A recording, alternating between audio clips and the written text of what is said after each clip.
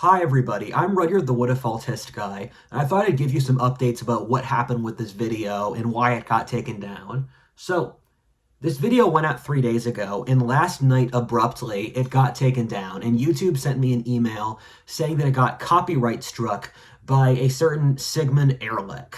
And my information on here is not perfect, and it's hard to do digging, but the story that YouTube told me is that Sigmund Ehrlich is a deceased owner of a gun range in Germany, and his estate was basically saying that I took a 3-second clip in the middle of the video, which is a blurry photo, where I had no idea this was his property, and blurry photo, 3 seconds, took it off Google, and now they're claiming the finances for the entire video and taking the video offline. And I said since I've edited it to remove that, but this is so ridiculous on so many levels. The first of which is I constantly get stock footage from the internet and I use it for my videos. And this has been the first time that this is ever an issue. And so this is a application in the breach. And so I think one of two things happened.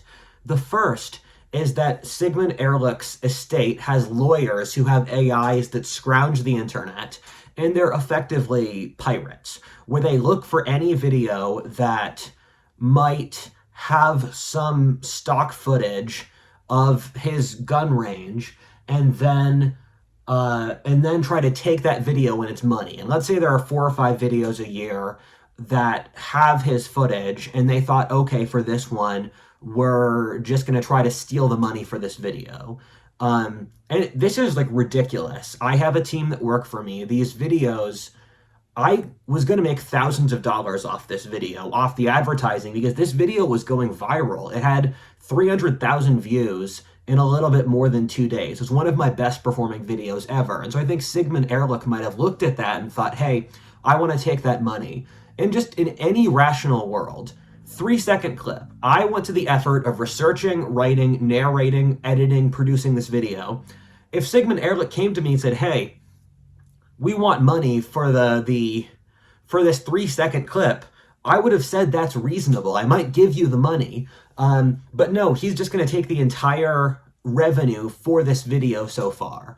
And I think that's just disgusting. And the second idea is that this could relate to the politics around it, where we all know that the incel revolution is a controversial topic. And surprisingly, it was a monetized video, which I didn't think would happen. And I do have a pretty good relationship with YouTube now. Almost all of my videos are sponsored that I put out.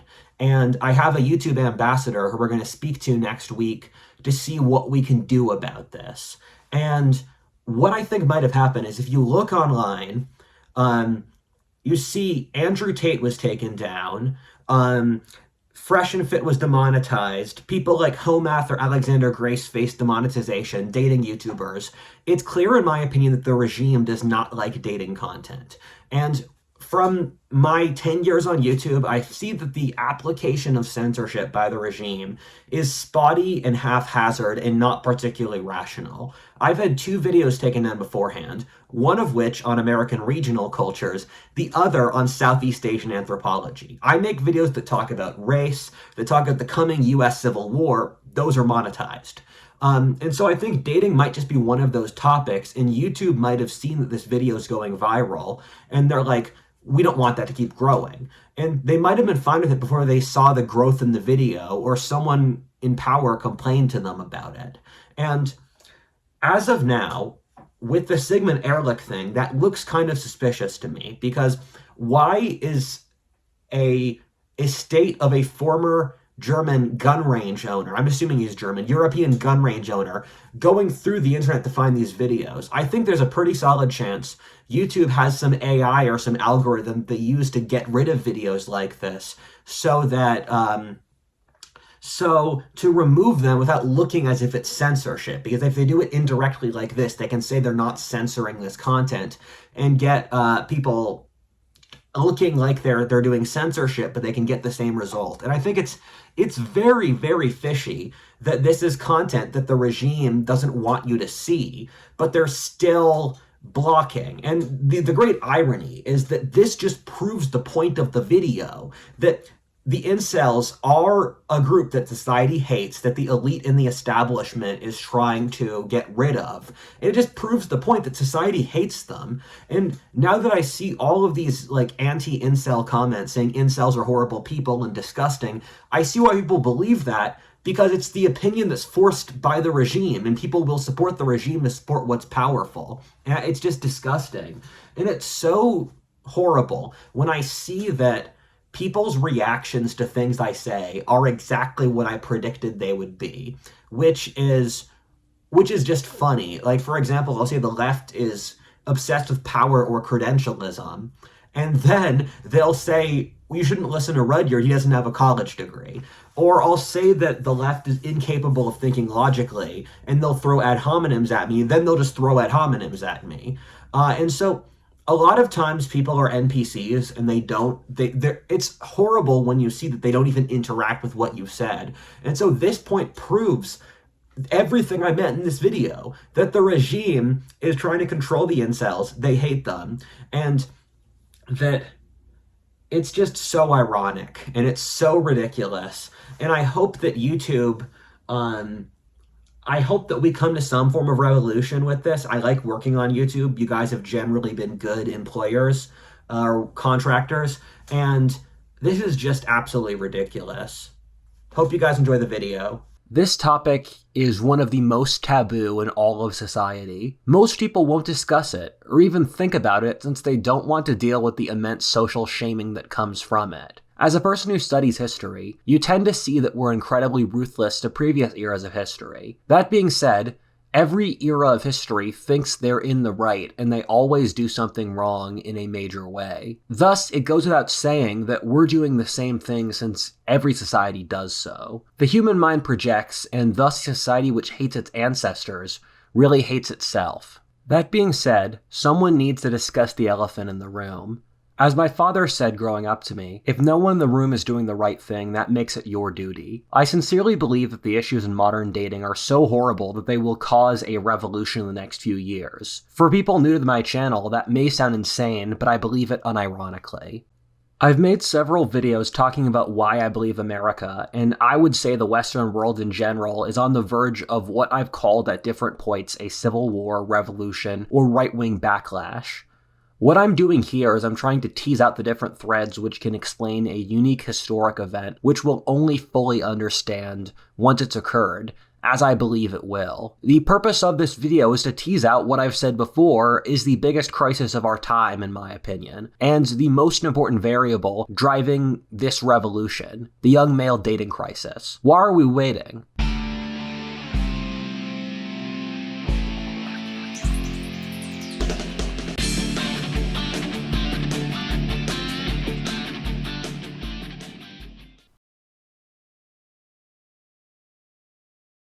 Part 1. The taboo topic. People are not rational. From studies, we've found that 90% of the population just rationalizes whatever their emotional state is. Thus, when you're seeing someone say something, in most cases, it's just a rationalization of what's inside their self-interest to believe. This is obviously true for the left in general today, which is philosophically literally said that logical consistency is white male oppression, and whoever is in power gets to determine what's true. In general, a good way to determine if someone is actually making an argument or rationalizing is based on if they use supporting evidence in their claim. If they don't actually have an argument against you, they don't follow a causal chain of logic or have blatant inconsistencies in their argument.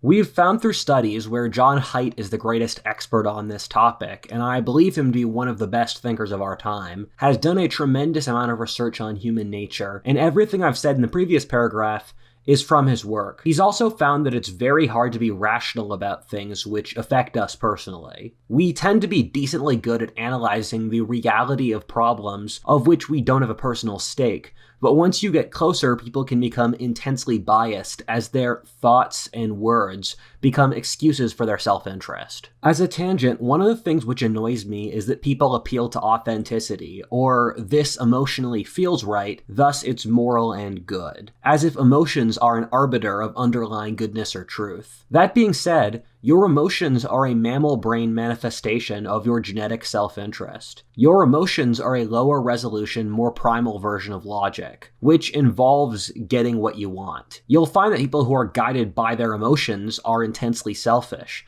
confusingly often being selfless as a form of selfishness as a way for emotional stability or to look better socially. The reason I'm going through all of this is that this is the topic our society is capable of handling the least rationally. I'll see most people just break down into complete emotion about this subject. People very quickly lose their ability to be objective. I believe this is true, as mating is probably the most important thing in human life. Thus, we get very wrapped up in it. You will probably have a lot of emotions watching this video, and that's normal, but you need to take a deep breath, think about what I'm actually saying, not what it seems like I'm saying, and whether or not it's true. Whenever anyone brings up this topic, they get immediately called an incel. First of all, as you'll get to later, this is a terrible argument on any single level. If you said this in a debate in a sane society, you'd get laughed out of the room. A further irony is I get this a lot whenever I talk about this topic. You people know nothing about my personal life, and if you did,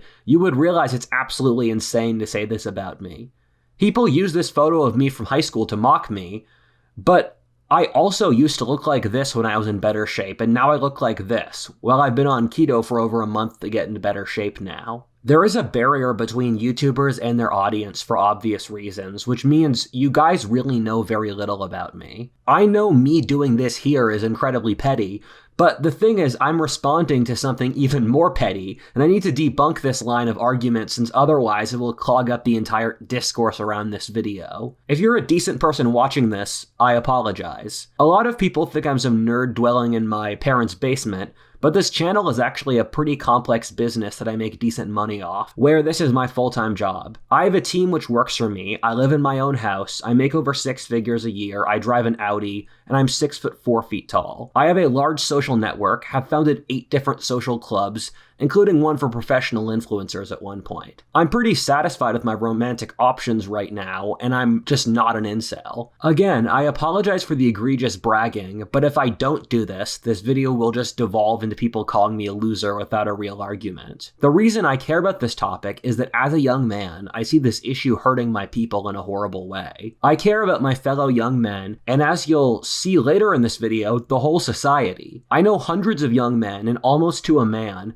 they complain about this issue being completely unbearable. I'm generally satisfied with my life now, and I made the choice that now that my needs are met, I want to help my people and community with their issues. Furthermore, I don't think people realize how insane the line of argument is you care about a social issue which affects part of the population, thus you're a loser. It's the equivalent of how in the Middle Ages, if you said the peasants were starving, the society would tell you that you're poor and shameful for that. It also betrays a complete lack of empathy or an inability to have any curiosity about someone else's issue. In fact, this line of argument just proves the incels right that society doesn't care about them at all, and that they're an oppressed underclass. I don't think people realize how irrational our society and its thought processes are. I've made multiple videos on this, but the short answer is our society has lost the ability to use causal logic. We just say random stuff and rationalize it later. The thing is, if you discuss these issues and the automatic reply is, you're an incel, that means you just don't care at all about the truth. What this means is relational warfare, or GSR, being gossiping, shaming, or rallying. This is a form of social piracy, in which you use social shaming as a way to push your own self-interest. Our culture does this all the time, every day. What all this belies is that we live in a culture in which young men are seen as completely useless. Society doesn't care about your issues and basically actively wants young men to die. Just read between the lines at street interviews of women and men,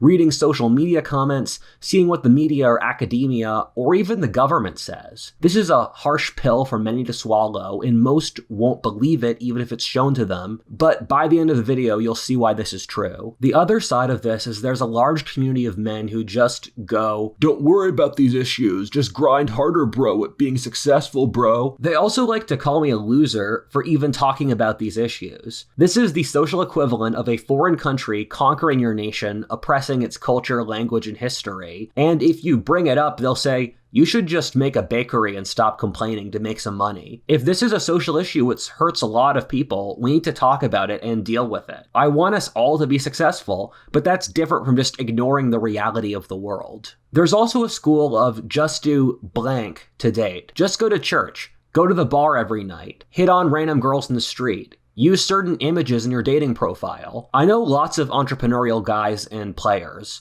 They have tested in some form every single kind of these, and they're generally not that effective. The thing is that a trick like this could work for a small group of men, but then once women catch onto it, it'll stop. It's similar to the stock market or the labor market, which will adapt itself to any hacks people use to invest. All of these are really just people coping at dealing with a horrible situation in which they are powerless. The reason I have this giant intro is that this is a topic which, whenever it's broached, people just refuse to speak about it rationally and shut down. For women and older people, they treat incels as if they're subhuman vermin, and anyone who speaks up about this is a whining loser. Meanwhile, for a large segment of young men, they're being consumed by so much rage on this issue that they've lost the ability to think rational, or they're being consumed by the powerlessness of the situation and thus cope about solutions that aren't real. If I didn't have this segment, this video would turn into that, and I want to avoid that so it can remain constructive.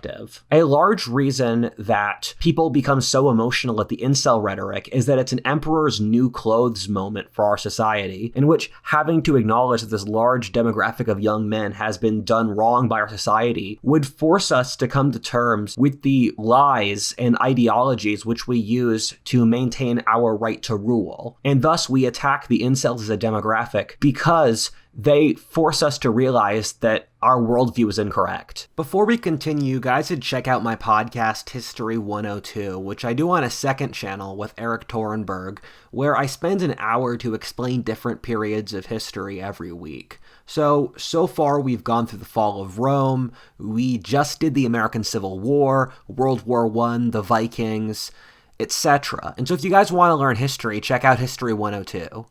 Part 2, the greatest crisis of our time. 1/3 of men under 30 are virgins. 1/3 of men under 30 have had no sex in the last year either. Something like half of young men haven't walked up and spoken to a girl in the last year, and something like 1/4 of young men have never approached a girl in their lives. 2/3 of young men are single. Well, I think for guys my age, and I'm 22, the numbers are probably around 80%. The thing is that these are the kinds of numbers which people tend to feel sensitive about or cope with. Thus, the real numbers are undoubtedly higher. These numbers are absolutely horrifying. I think are symbolic that there is a serious issue. I hope people can understand why, when I look at this, I see what is likely the most important issue in our society. This is not to say there are not other very serious issues, but reproduction and mating are the most pivotal things in the human condition. Thus, when you create an issue with them, you're ripping the entire society apart. Something I like to teach older people is that whatever was going on when you were young is no longer the case. You see a similar thing with economics, where baby boomers often can't comprehend how economically bad it is for young people, in that Gen Z today has 90% less spending power than the baby boomers did in their 20s. The world is completely different for reasons I'm going to explain over this video. The biggest mental bottleneck here is that older people don't realize that dating today is no longer reasonable or rational. Things have gotten so skewed that people are acting in incredibly irrational and self-serving ways. The fact that there's an entire branch of data science based around dating, which is incredibly popular, is a sign that we're not in a good place. We have a bunch of metrics which we use to assess when societies have revolutions, but one of the most powerful is the average age of marriage. In every society in which the average age of marriage goes above age 28, there will be a civil war or revolution, as people are designed to procreate, and as that gets too difficult, they then burn down the system so they can roll the dice to get at least some shot of having their genes survive. The birth rate is now collapsing at a precipitous and terrifying level. It's scary to watch, as almost every country in the world, except the poorest, are now having unsustainable birth rates. It's falling very rapidly and not stabilizing anywhere, rather just going down and down. In a country like South Korea, for every 100 of their people they have today, they will have 4 in 100 years at the current rate. The thing is, this isn't happening in the lab, but rather in the real, messy political world. What would the social ramifications of a change this big be? Furthermore, this is an example of how bad things can get if the sexes don't get along. A society with bad dating and marriage is a society which won't survive. This is a topic which I've made this video about, but there are 3 key factors which push dating to be what it is today. The first being the dating apps, which on a systematic level massively destroy the dating balance between men and women. What occurs here is that since it makes it incredibly easy for men to reach women, and women are naturally very picky, is that you end up with horrifying inequality. If Tinder, the biggest dating app, was a country, it would be the second most unequal in the world, behind South Africa and ahead of Venezuela. Tinder also filters for the most shallow thing, looks, and women tend to be even pickier on looks, while things like personality, game, or social class act as equalizers. Thus, what happens here is that the top 10% of men sleep with the top 40% of women. Meanwhile, the bottom 80% of men get basically absolutely nothing from the dating apps, while the top 20% of men gets almost all of the women. This creates a giant class of dissatisfied men, while most women compete for a small group of men who have no interest in dating them.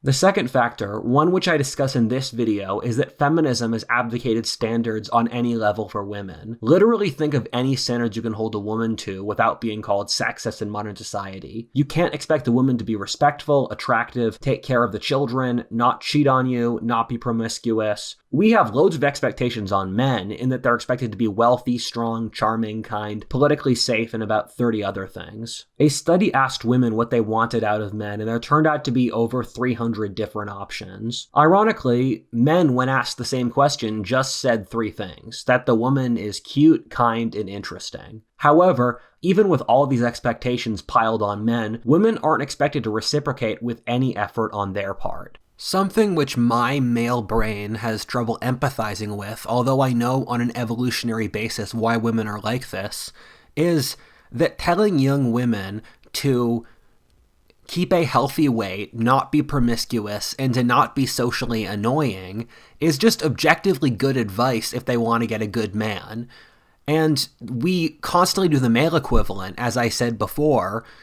But if you're offended at people saying that stuff, you're just offended by reality.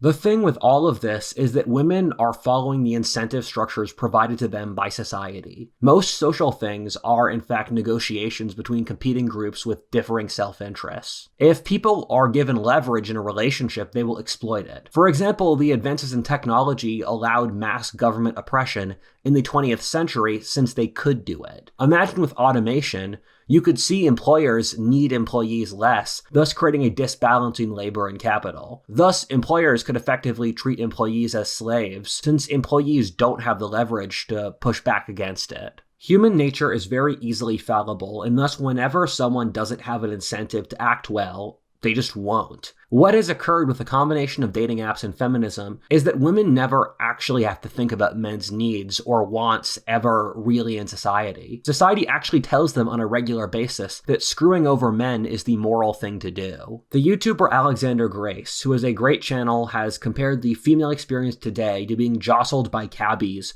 or people trying to sell you stuff in the third world. They're so desperate for your time and energy that they come across as annoying. Someone once put together that an attractive woman in a major city can get 1,000 offers of sex in a week, in which it's not uncommon she'll get 200 likes a day on dating apps, combined with parties, guys catcalling her, and other stuff like that. I think it's completely reasonable to have empathy to think that if this were to happen to a person, what it would do to their ego. Another thing is that people have just socialized a lot less due to the rise of these screens. And what that means is that dating apps are becoming practically the only option for dating, in which a majority of young people's relationships come from online. That means that the flaws in these dating app systems become exacerbated across the entire society. And as women have so much selectivity in the dating apps, that means they don't have to do stuff in person and go out to meet people in person. The thing is that this creates 2 different bad attitudes among the sexes. Since sexual selection is so easy among women, they don't prioritize for long-term happiness, but rather short-term thrills, which is why women go after high-value guys who won't commit to them and date bad boys. On the other side, it builds up feelings of rage, sexual frustration, loneliness, impotence, and powerlessness among men. One of my hot takes that people on the right probably won't like is that I think the people who are worst off in all of this is women. The reason I say this is that women are by nature dependent upon other people and the society more so than men. Men, when isolated, do a better job of surviving and staying sane. As a general rule, if you put men under pressure, it'll probably make them stronger, while there's a higher chance they'll just break women. Our society pumps young women with the worst possible advice so as to keep them isolated and easier to manipulate. Young women have the worst mental health now of any demographic in society. I'm yet to meet a woman under the age of 25 who doesn't have a serious mental health issue. In the same manner that young men are lonely and single, it's also true of young women, albeit not as bad, with only half of young women being single as young men. Nearly half of Gen Z women are slated to never marry and be spinsters. Young women have a bad habit, in my opinion, of surrounding themselves with people who just affirm whatever they want to hear, which ends up giving them the worst advice, which they then rationalize with politics. The thing is, processes like this become cumulative issues in which they add up to be more than the component parts. This is something I talk about a lot in my video on the psychological Black Death, in which I believe our society is going crazy in general. This exacerbates everything going on, since you've removed the ability to rationally reset. This bleeds into my video on Mouse Utopia, which I won't bring up here in great detail since it's so depressing and horrible, but watch the video if you want to know more. It's hard to convey in words how desperate most young men feel in dating. It's something which they very rarely admit, often to themselves, in which bringing this up makes them angry, but it's an unspoken subconscious terror which racks my generation. It's a sense of betrayal by a society which would rather they never reproduce, or better, never be born in the first case. Part 3. Shaming the Bear. One of the sad realizations of my life was coming to terms with the idea that our elite are not intelligent or capable. They were making their decisions based off fear, reaction, and stupidity. The evil cabals do exist, but they're not particularly competent or brilliant. The reason I say this is I see such profound disbalance, almost like a room that's about to burst with pressure versus another one next to it, which is a vacuum, sucking in pressure. I just can't believe no one else sees this besides me. These two rooms are the arrogance and delusion of our elite, which uses young, unmarried women as a demographic to pull authority from and dissatisfied young men. I've talked about this calculation in multiple videos for multiple hours, but to boil it down, it's very simple in fact, that the group which holds power is taunting and removing any incentive for the group which has a monopoly on force or violence, that being young men. I can't believe it since it's so stupid. Don't taunt the bear. The other thing which I don't understand is the lack of an out. When I invite people to events or to do stuff, I always give an out. I'll say, I get the impression you're busy,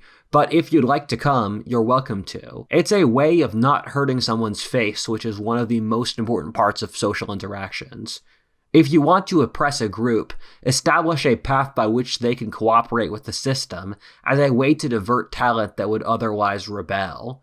This is why the British recruited the Scottish or Irish to fight and populate their colonial empires, or why the Romans would co-opt and assimilate the ruling classes of the regions they conquered.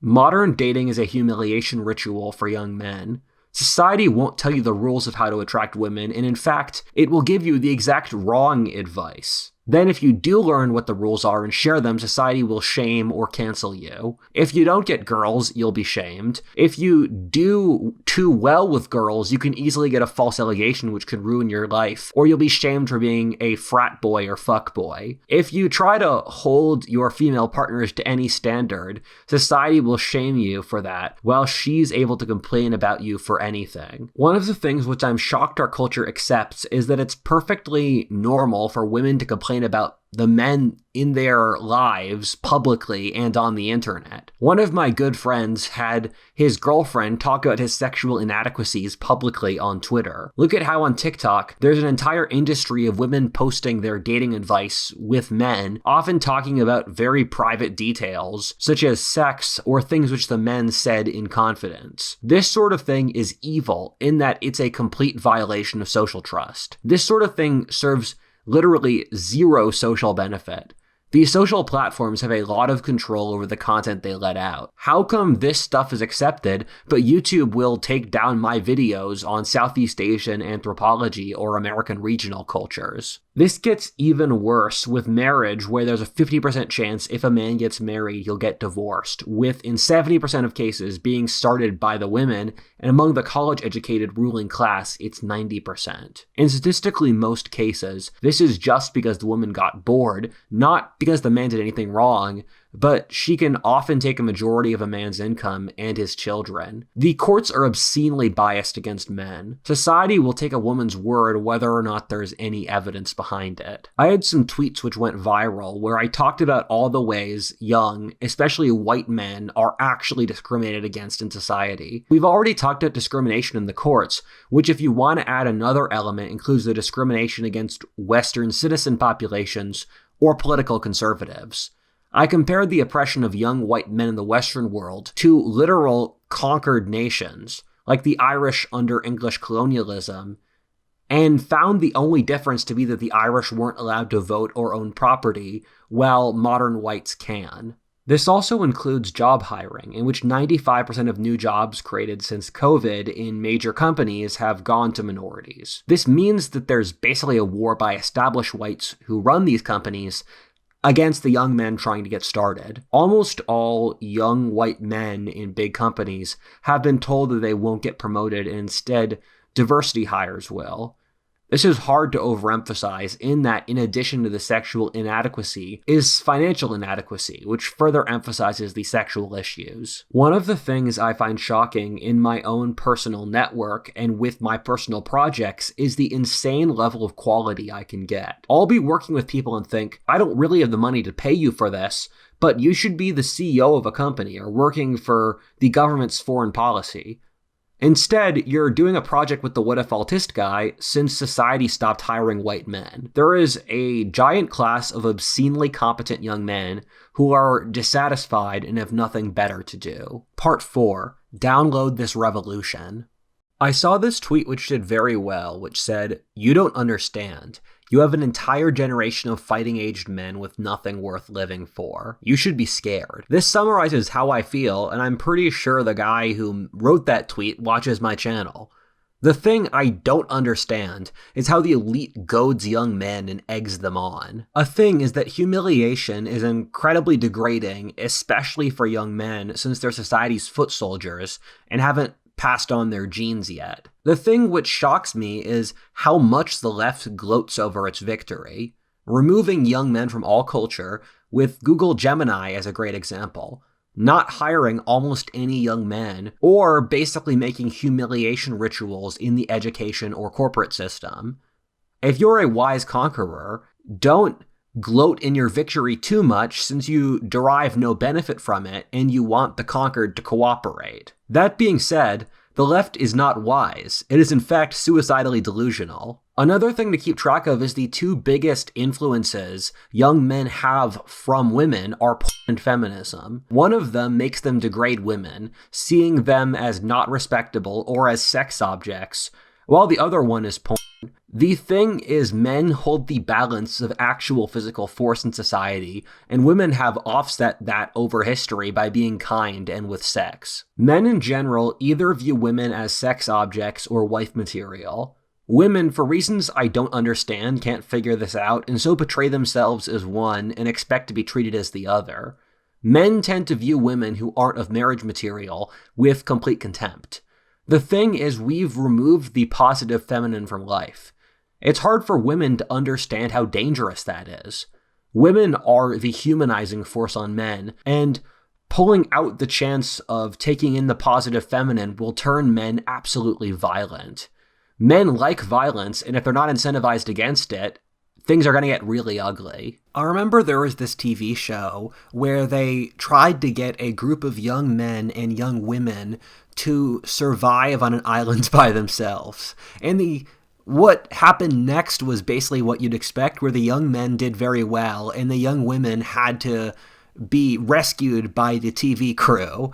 And although this is silly, I think it's indicative of some underlying reality of the human condition, in that, in the state of nature, it's men's role to fight against the outside world with things like war or the jungle or farming, and women form the heart of the community away from all of that. And if you look over history, you find that there are patriarchal waves roughly every 500 years, with previous examples being the Augustan reforms, the Reformation, the fall of Rome around 1000 AD and more. So it wouldn't be that strange to imagine we'd have another one of these soon.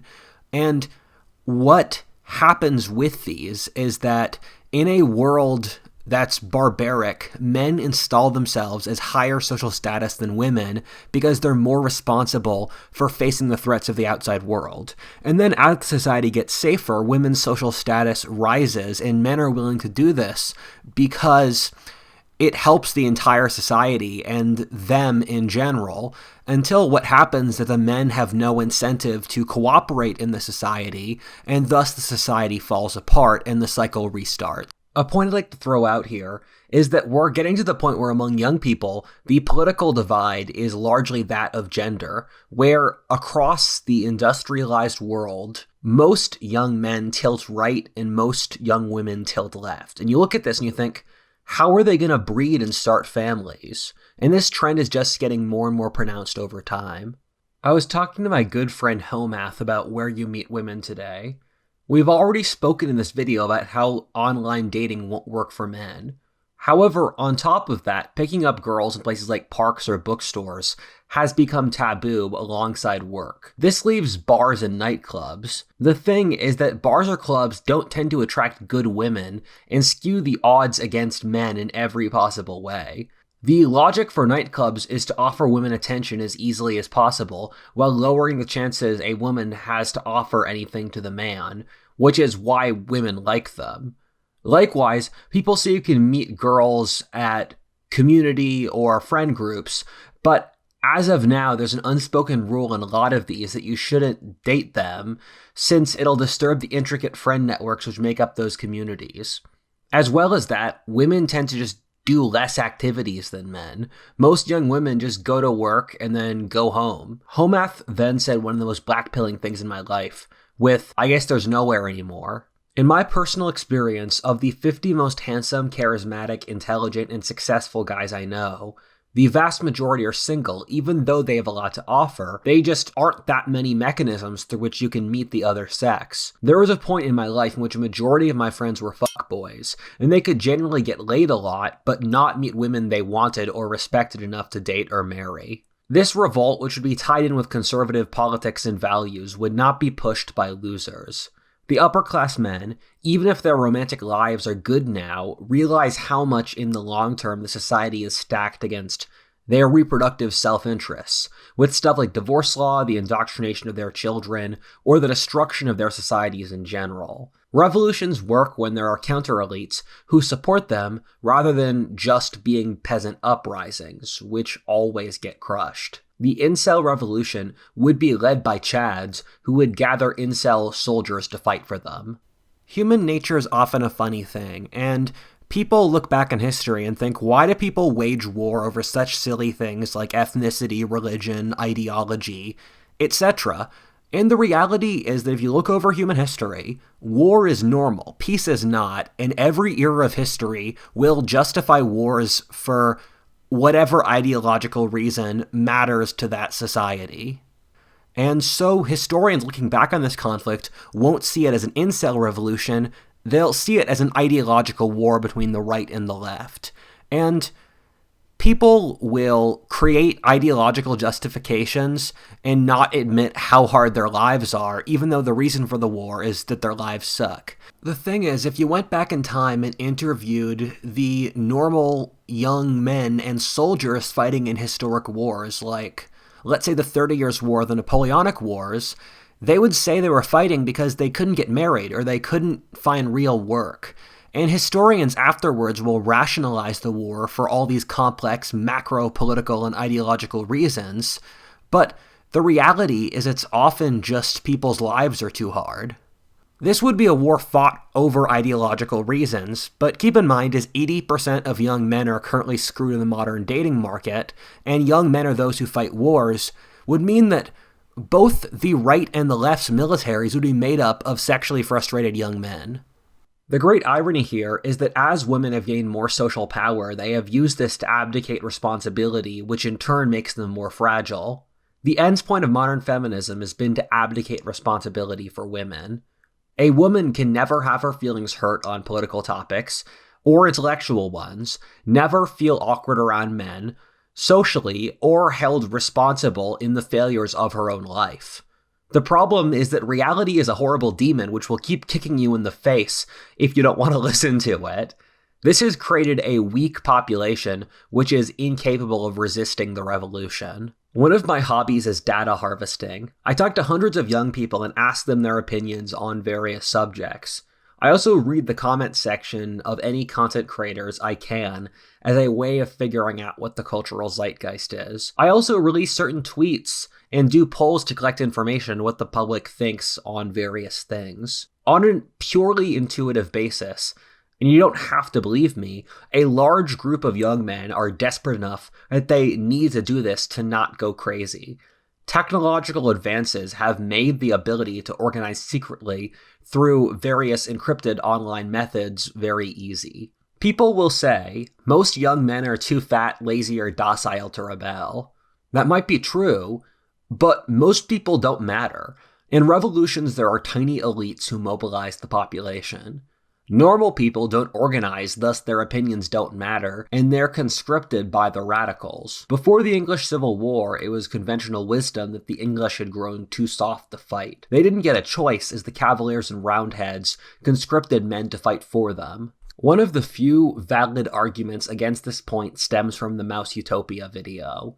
This is a long enough argument where I can't get into here, but read this text wall for more information. Basically, the nihilism and degeneracy of modern culture is unprecedented. A study on mice from the 1960s and 70s, which gave them perfect conditions for population growth, which then resulted in seeing their society fall apart, had very similar and scary conditions to the modern world. The thing is, the mice grew effeminate and weak. They stopped breeding. An important thing to think about, and the best argument against this to steelman the case, is that if you look at Mouse Utopia, the mice had rapid declines in male hormones like testosterone, similar to what we're seeing in the Western world today among men. And I feel kind of nervous saying stuff like this because when you give someone 5 options and a single out, they'll often immediately jump on the out without thinking as a way to not deal with the issue. But perhaps due to Mouse Utopia, young men are too weak to actually fight. That being said, knowing young men, I don't think that's actually the case.